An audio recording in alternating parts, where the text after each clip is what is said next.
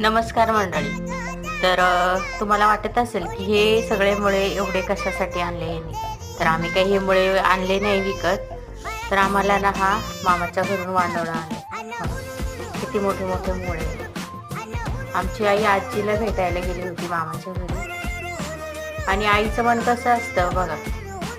तर नित्यावेळी आईने सांगितलं की मुळे त्यांना आपल्या शेतात. तर थोडे ना थिडके किती मुळे दिले आणि किती मोठे मोठे मुळे बघा तुमचं.